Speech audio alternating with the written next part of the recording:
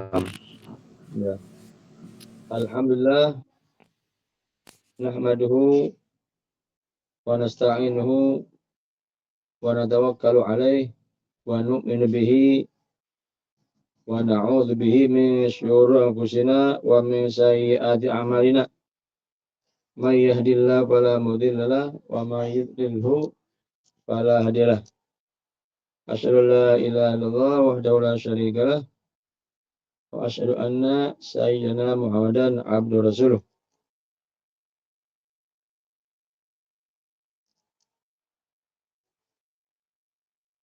Allahumma shalli wa sallim wa barik ala sayyidina Muhammad wa ala ali sayyidina Muhammad. Allah Ta'ala yarfa'illahu alladhina amanu minkum walladhina utul ilma darajat. Wa qala Rasulullah al-ulama'u warathatul anbiya. Wa kama qala Rasulullah sallam. Yang kami muliakan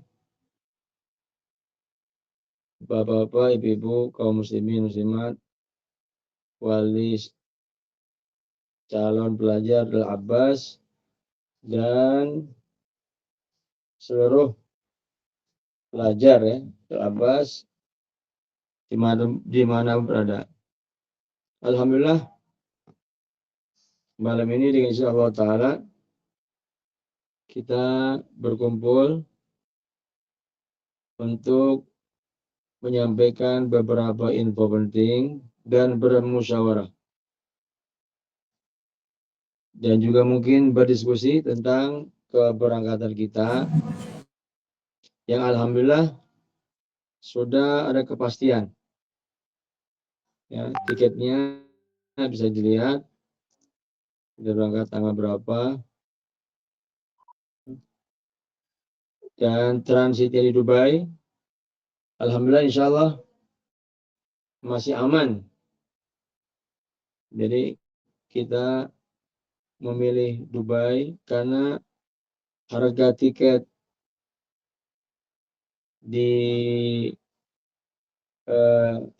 bila kita beli langsung Turk Airlines seperti nasihat Syekh Ismail Mudir Abbas lebih aman, tapi ya mahal sekali, 15 juta.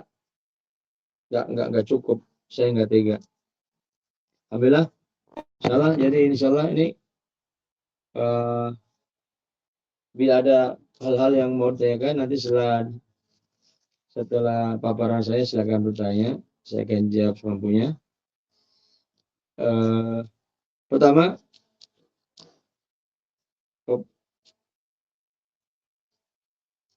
insya Allah kita akan berkumpul nanti di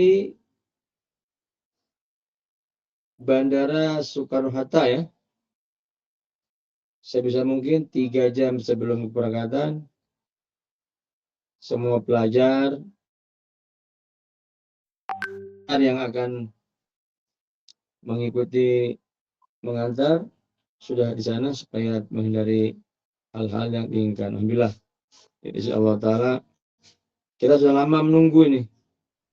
Jadi saya senantiasa, mohon maaf agak lambat karena saya ini senantiasa berkomunikasi dengan saya Ismail.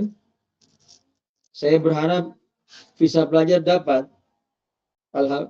Alhamdulillah para pelajar yang Kudama semua dapat visa alhamdulillah. Setahun dapat visa insaniah. Itu mungkin bahasa Indonesia mungkin visa kemanusiaan ya. Nah, memang selama ini kita dapat visa insaniah tiap tahun.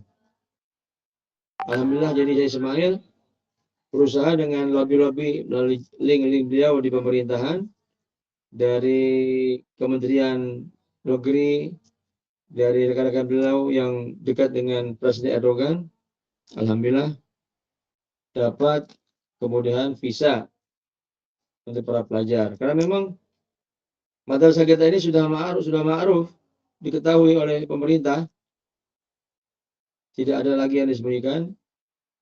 Polisi sering datang, pernah juga datang dari kedutaan, dan sebagainya. Dan memang pemerintah paham ini untuk Ibnu Abbas ini pelajarnya dari berbagai negara, niatnya semata-mata untuk belajar, bukan untuk cari kerja. Makanya tidak ada masalah. Bahkan para saudagar, para muslimin senang membantu para pelajar Ibnu Abbas. Dan insya Allah tanggal 26 ini akan diadakan haflah tafarruj wisuda, dan di situ diundang masyaikh-masyaikh Turki, ya, dan akan diadakan acara insya Allah pemberian ijazah dan sanad. Karena itu yang saya dengar 13 santri kudama yang sudah takhasus diundang dan diongkosi pulang pergi mereka. 13 orang. Akh Abdul Mu'in yang sebagai panitia yang mengurus. Karena itulah saya mengundang juga kiai-kiai dari Garut, Tasikmalaya, dan bahkan kalau kata teman saya, Ahmad Syekhku, dia mengundang juga dari Aceh, dari Malaysia, Thailand. Cuma karena berbenturan dengan acara Maulid Nabi, biasanya mereka tidak bisa padat 3 bulan sejak Maulid itu tidak bisa kemana-mana karena mereka banyak undangan. Harapannya acara itu sabar. Tapi insya Allah ada utusan yang akan juga ke sana hadir. Cuma sampai sekarang belum ada kabar. Itu yang pertama. Yang kedua, tadinya kita menunggu informasi dari Turki, kedutaan Turki di Jakarta, supaya kita bisa mengurus visa pelajar dari sini. Tapi ternyata saya melihat tiket merangkak naik terus, maka saya minta izin ke Ismail untuk beli tiket, dia mengizinkan. Alhamdulillah, baru tadi pagi ada kabar dari kedutaan Turki, kita diterima untuk hadir hari Kamis, tanggal 6 Agustus. Mudah-mudahan nanti lebih mudahan dan selanjutnya bawa keberkahan buat seluruh pelajar dan madrasah. Dan insya Allah nanti di Ankara juga kita di Turki kita akan ke Ankara bersilaturahmi ke kedutaan Indonesia di sana untuk menindaklanjuti usaha kita untuk mendapatkan visa pelajar.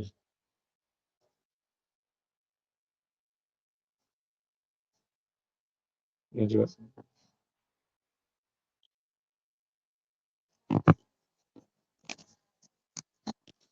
Ya, bentar, oke. Terus, bentar Pak, ini mau dipakai mic biar jelas. Bentar, ini. Di Dewan. Di Dewan. Itu tuh warna itu kalau. Hah?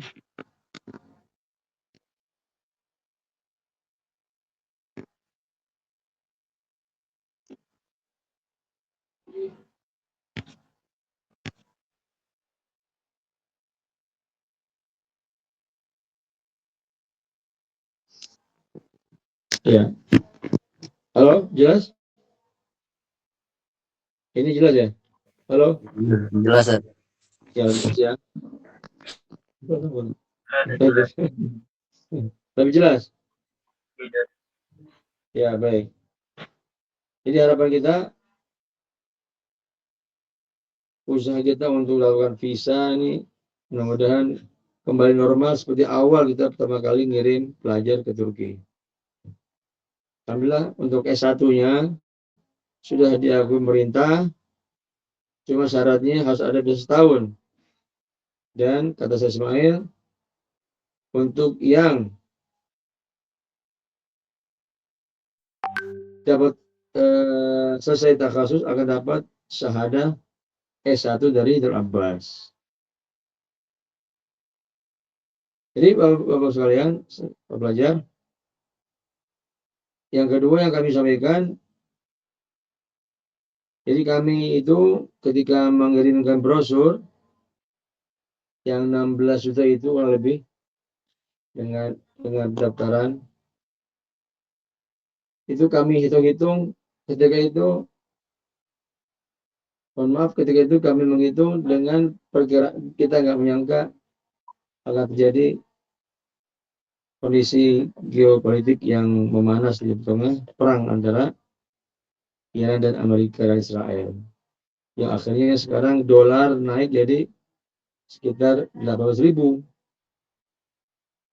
Dulunya dolar itu 16.000. Qadarullah Allah Ta'ala, ini kita tidak bisa menolak. Maka otomatis itu memberi pengaruh pada harga tiket agak lebih mahal. Karena insya Allah yang akan berangkat, karena saya berangkat ini kan bukan buat uang saya sendiri, saya udah bilang saya berangkat ini diongkosi oleh para pelajar sebenarnya. Jadi ada lebih untuk saya bekal di jalan, ada lebih untuk pondok. Dan insya Allah saya nemani langsung pelajar ke Turki. Dan ditambah satu lagi, insya Allah saya Tariq Al-Habsyi, ketua pelajar yang lama, yang akan menemani saya untuk kita coba mengurus visa di sana. Karena beliau dulu ketika di sana berhasil membantu pelajar dapat visa setahun dengan muhawalatnya beliau. Jadi sudah tahu cara-caranya. Jadi saya ajak Tariq untuk menemani saya untuk kita berusaha dengan saya Ismail untuk kembali supaya santri ini bisa belajar. Tapi meskipun tidak bisa belajar, ya, insya Allah tetap aman selama tidak keluar dari Zakaria, tidak jauh-jauh dari madrasah.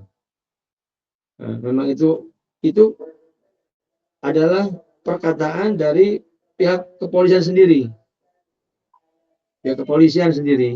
supaya para pelajar Abbas yang tidak punya visa jangan jauh-jauh dari madrasah.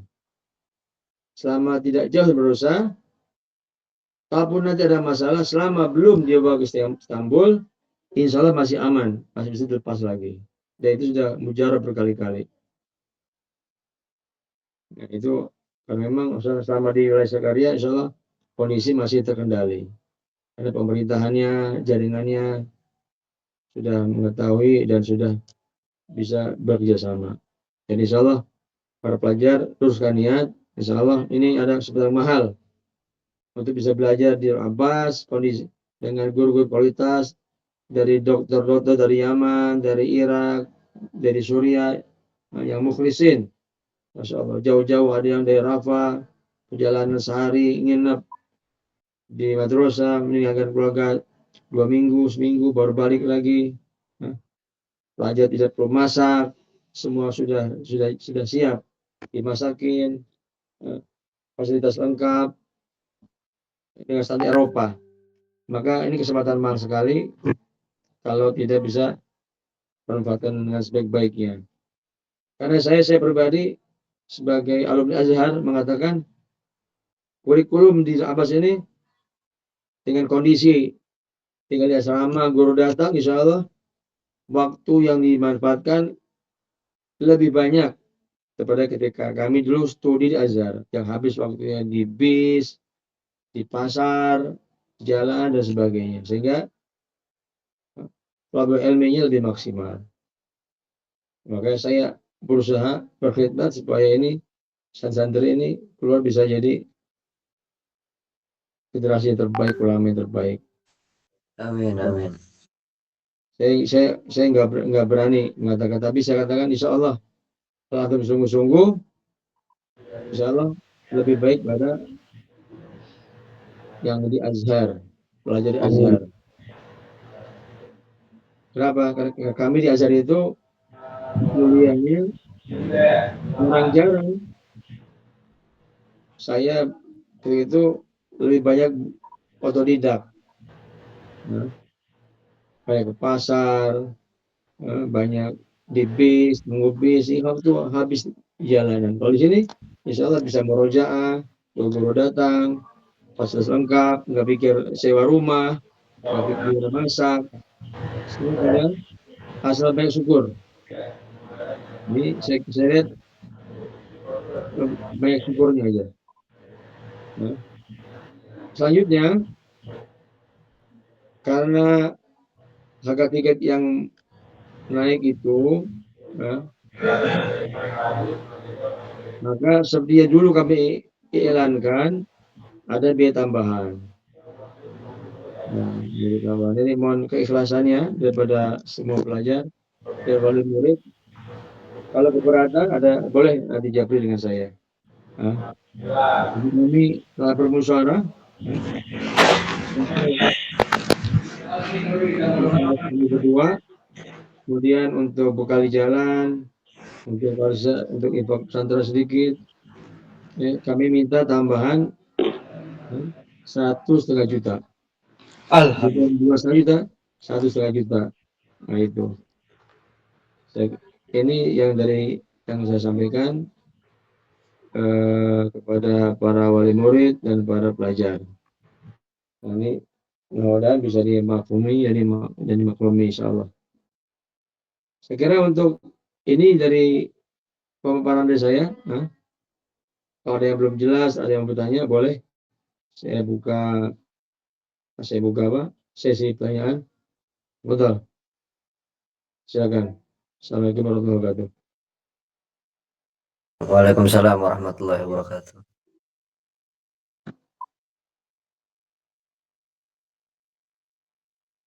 Ada yang mau bertanya?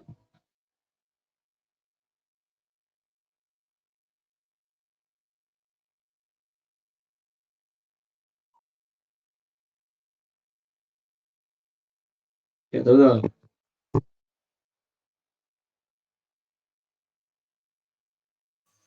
Assalamualaikum warahmatullahi wabarakatuh, Ustaz.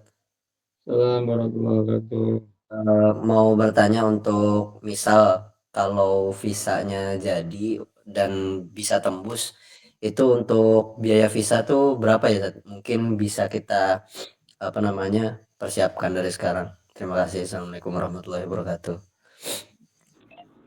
Assalamualaikum warahmatullahi wabarakatuh, Ustaz. Bagaimana kabar, Ustaz? Sehat, Ustaz? Alhamdulillah. Mungkin izin jawab pertanyaan tersebut, Ustaz? Ya, ini tarik nih. Ya, betul, Ustaz. Gabung kita, silakan. Ya, Assalamualaikum warahmatullahi wabarakatuh. Waalaikumsalam warahmatullahi wabarakatuh. Sebelumnya mengenai visa, ini kan harganya pertama fluktuatif karena seperti kita ketahui geopolitik sekarang nih yang sedang belum jelas ya keadaannya, sehingga harga visa itu nggak menentu. Di zaman saya aja per 3 bulan sampai 4 bulan tuh ada perubahan untuk harganya. Nah, tapi kalau saya bisa saran mungkin untuk saat ini kalau kita sampai di sana kita cukup bikin namanya rendezvous. Rendezvous itu seperti surat mau'id bahwa kita sudah berikhtiar untuk membuat visa.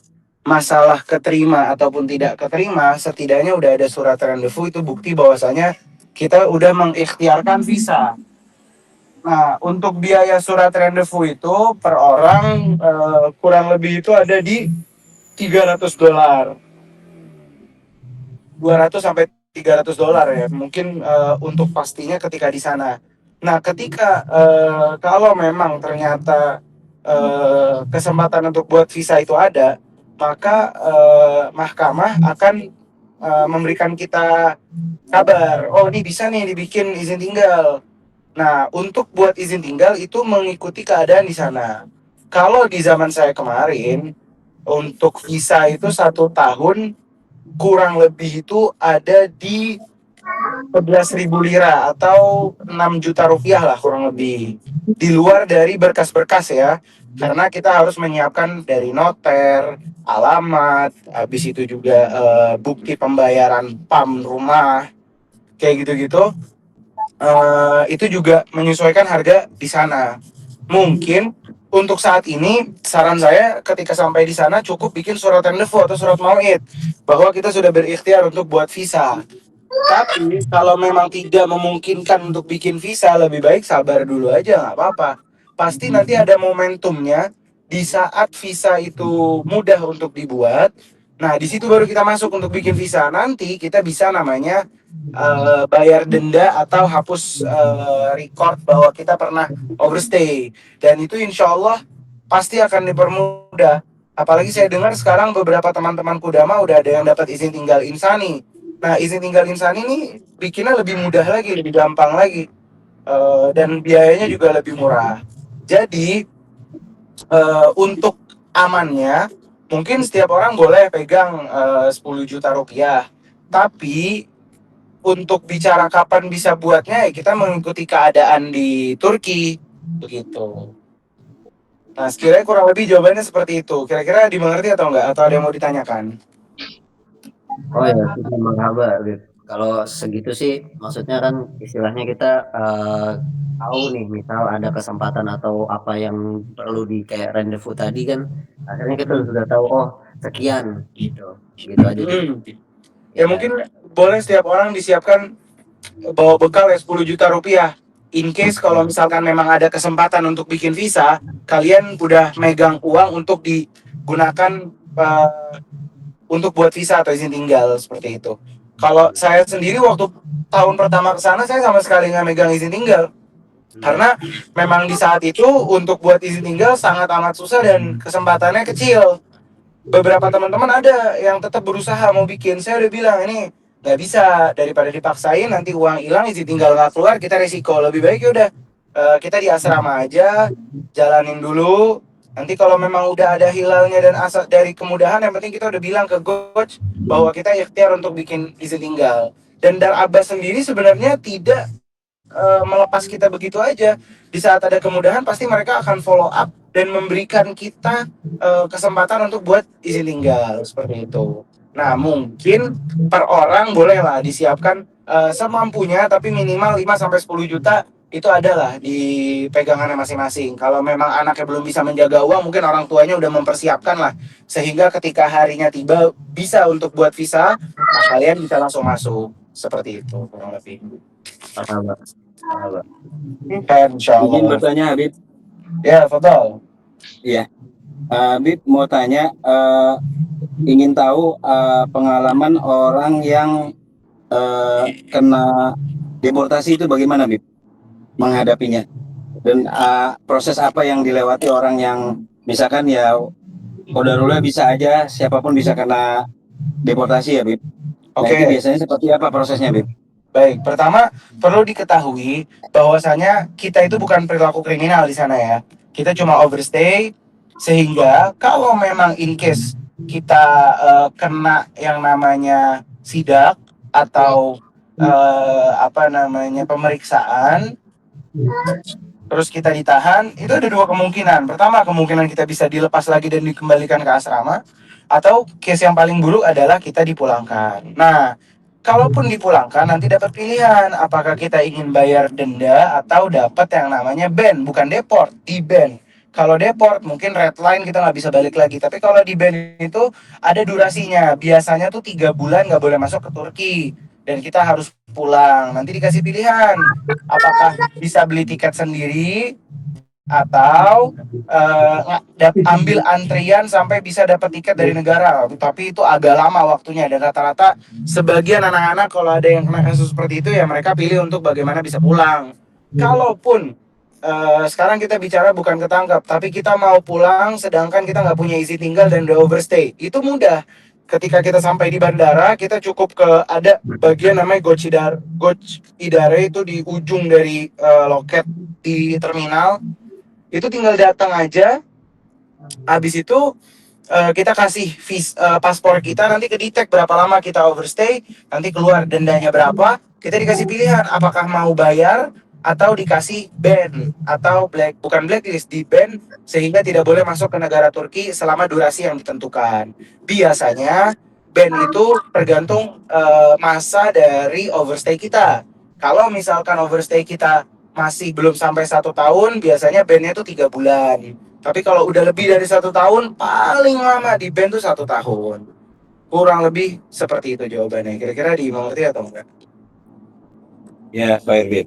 Insyaallah mengerti. Itu khair insyaallah.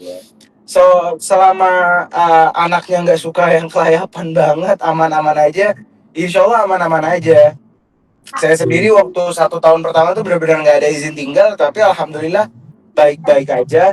Sampai Allah kasih kemudahan untuk bikin izin tinggal, baru deh saya buat izin tinggal kayak gitu.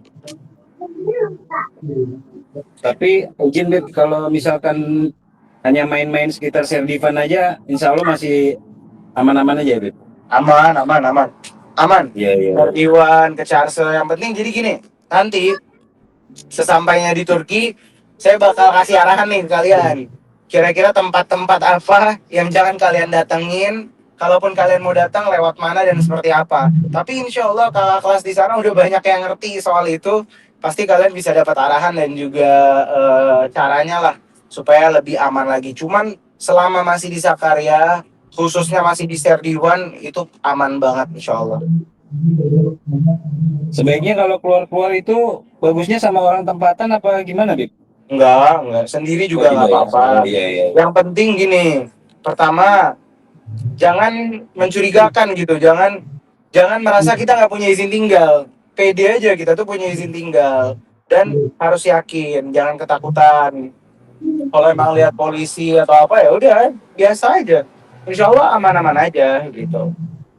Tapi setahu saya, contoh kita mau ke Charse atau ke pasar, nanti ada 3 perhentian. Nah, jangan berhenti di dekat ada namanya TCDD. TCDD itu tempat perhentian kereta. Di situ memang ada tempat polisi. Jangan berhenti di situ, berhentinya di Charse yang bagian luar. Turun di situ, nanti jalan sedikit. Itu aman-aman aja, insya Allah. Gitu. Yang penting kalau bisa jangan keluar dari Sakarya lah. Selama masih di Sakarya aja, khususnya di Serdiwan, insya Allah aman. Ya, baik Bib.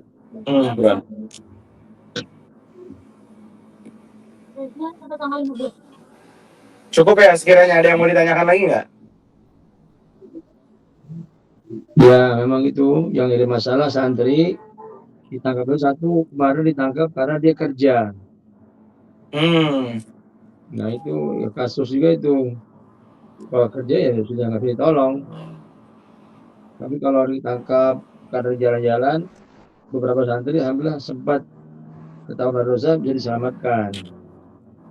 Yang kemarin itu di Tarahil itu karena ditangkap ketika itu sedang hari libur, jadi sebab maktab tutup, nggak bisa pengacara pun nggak bisa masuk karena madrasah itu setiap kali berusaha melepaskan santri selalu bawa pengacara. Itu betul patung sendiri madrasah itu luar biasa. Mungkin kalau saya boleh saran Ustadz, saya tuh mau nanti teman-teman yang berangkat ke sana, kalau memang belum megang izin tinggal, setiap keluar semua harus punya nomor Syaikbal. Harus. Semua harus save nomornya Syaikbal, harus punya. Sehingga nanti, dan udah buat nih pesan khusus, yang udah pesan darurat itu kalau di iPhone itu ada namanya shortcut.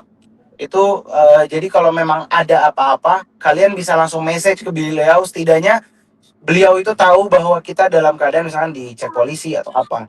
Karena ketika baru dicek, kita itu masih ada kesempatan megang HP tuh. Nah itu kalau kita gerak cepat langsung hubungin Syekh Iqbal, insya Allah aman. Apalagi di Sakarya karena dari yang saya tahu Syekh Iqbal dan Syekh Ismail juga punya relasi yang bagus lah di Sakarya. Tapi banyak dari teman-teman, nggak banyak, sebagian sedikit, ada yang dia ketahan, tapi dia nggak sempat kabarin, dia panik sih.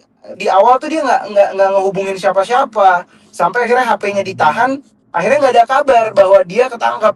Sampai 2-3 hari dicari nggak ada, oh ternyata ketangkap. Nah kalau udah kayak gitu biasa udah dipindahin dari Sakarya, dari kota Sakarya ke kota mana, di Izmit misalkan atau di mana, itu udah susah. Tapi selama baru ketahan di Sakarya, contoh kayak waktu itu pernah ada teman yang ketahan tapi dia gerak cepat hubungin Syekh Iqbal, alhamdulillah aman-aman aja. Makanya nanti saya saran setiap dari tulap yang berangkat itu harus punya nomornya Syekh Iqbal, sehingga kalau terjadi in case ada apa-apa, qadarullah terjadi sesuatu, baru ya udah ketahuan nih, wah ini kayak mau ditahan nih, langsung kirim pesan ke beliau sebelum HP itu diambil gitu. Insya Allah tuh kesempatannya sebenarnya ada.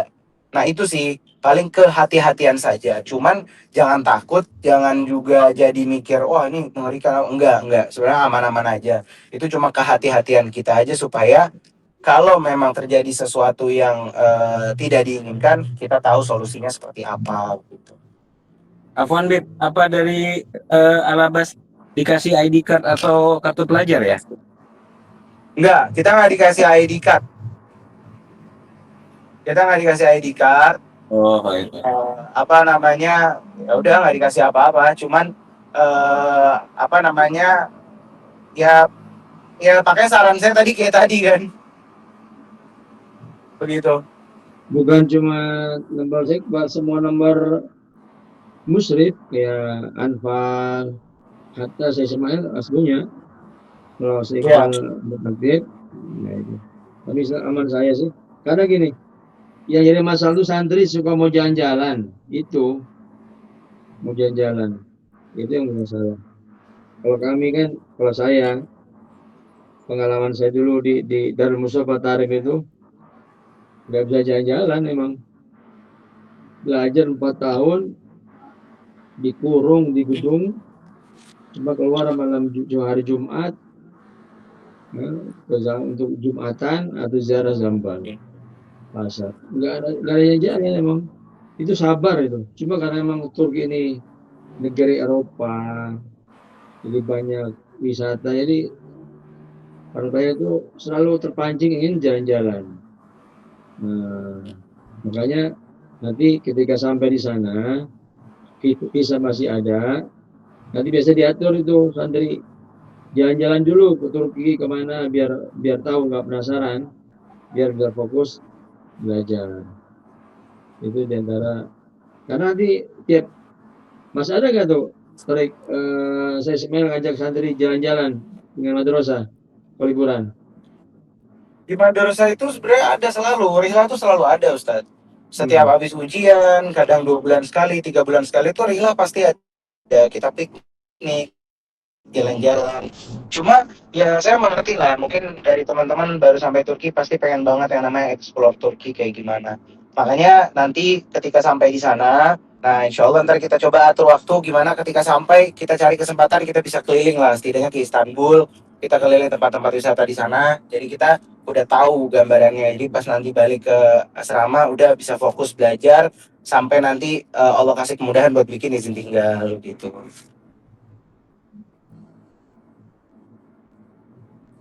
Iya, baik. Semoga Allah mudahkan semua. Amin, insya Allah. Mungkin begitu ya kurang lebihnya. Ya, jadi alhamdulillah sama saya mengurus kayak ini, Masya Allah. Memang diakui oleh para pelajar semua ini, tidak ada madrasah di Turki yang mengajarkan madhab Syafi'i dan Sufi yang begitu perhatian dengan pelajar melebihi Syekh Ismail ini. Beliau sangat sayang dengan para pelajar ini. Coba 13 orang. Kalau zaman dulu ketika saya masih ngirim cuma baru 2 orang itu, 3 orang itu tiap tahun liburan di ongkosi madrasah. Rosada itu. Tiap tahun pulang ke Indonesia di ongkosi madrasah. Nah, ketika itu santri masih sedikit. Sekarang udah banyak. Ya, mungkin berat ya. Tapi sekarang Masya Allah. Saya bilang ke Ismail, ini saya Ismail, antum tukallif ya. 300 orang ongkos PP semua nih. Insya Allah kata beliau. Nah, gitu, jadi beliau sangat senang kalau pelajar itu berhasil. Bahkan kalau dia ke Indonesia ingin keliling-keliling pondok, keliling berkunjung ke alumni yang sudah punya madrasah kayak tahun lalu kan keliling-keliling dia. Senang beliau. Di Malaysia, ya, Singapura, keliling-keliling senang. Jadi harapan beliau alumni ini betul-betul berhasil jadi dai, jadi ulama yang bermanfaat. Makanya kami alhamdulillah 2 masalah besar yang kita hadapi, satu selesai itu satu ijazah sudah pemerintah, tinggal visa aja nih, visa lagi nih. Karena dulu saya dengan beliau berusaha agar terus diakui pemerintah. Belum saudara belum izinkan. Ini biar mungkin pahalanya banyak mungkin. Allah alam nih. Nanti salah kita di Ankara kita coba kita pakai jalur diplomasi dan ya ada lagi yang mau bertanya? Izin Ustaz, bertanya Ustaz. Enggak. Nah, ini sebagai orang tua yang selalu kepikiran itu anaknya tentang kesehatan Ustaz. Jadi pengen tahu nih di sana kalau seandainya si anak ini sakit apa bagaimana dan segala macamnya, apa ada tambahan biaya yang apa dan segala macamnya gitu Ustaz. Itu mohon penjelasannya Ustaz. Demikian Ustaz. Zaman dulu ketika visa muda kita buat namanya asuransi $30 per tahun. Itu ketika itu sakit santri kayak BPJS lah gitu, nggak ada biaya. Kalau sekarang ini kalau santri sakit itu tadi udah tahu, tapi Batu Rosa itu turun tangan itu langsung. Izin menambahkan Ustaz ya. Iya coba. Jadi kalau kita mau bikin izin tinggal, salah satu syarat daripada izin tinggal itu adalah Sigorta. Sigorta itu adalah asuransi jiwa.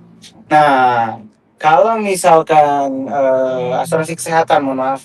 Kalau misalkan kita dalam keadaan punya izin tinggal, insya Allah rumah sakit semua tuh gratis karena kita punya Sigorta tadi, punya asuransi. Tapi kalau memang kita nggak punya asuransi, Dar Abbas itu adalah pondok yang sangat amat sayang dan memperhatikan kesehatan muridnya. Pertama, dari ruangannya aja ketika ada santri yang sakit itu langsung dipisah, nggak digabung di kamar. Terus obat-obatan di pondok juga Masya Allah lengkap sekali. Sehingga ketika anak sakit itu pasti bakal di suplai obat yang memadai lah untuk santri tersebut. Kalau in case ternyata dia belum sembuh juga, alhamdulillah dari beberapa kasus yang saya lihat, Syekh Ismail tuh saking sayangnya sama murid, dibantu sampai dirawat di rumah sakit, sampai dia keluar, sampai dia sembuh. Gitu. Jadi insya Allah kalau kesehatan di Turki itu sangat diperhatikan lah oleh Syekh Ismail. Gitu.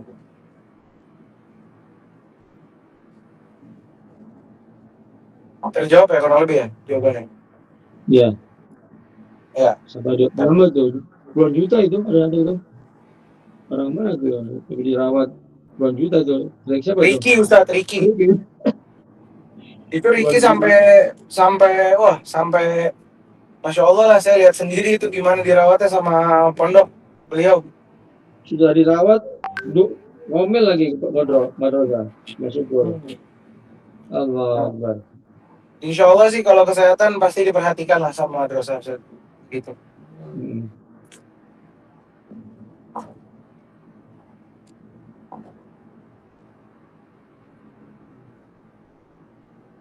Begitu ya kurang lebihnya. Ya, cukup ya. Kalau nggak ada, nanti sambil berjalan ada waktu sekitar berapa lagi ya? Ada berdua, itu berarti ada sekitar sebulan lebih ya, sebulan ya. Agustus, September, 11,5 lagi lah ya.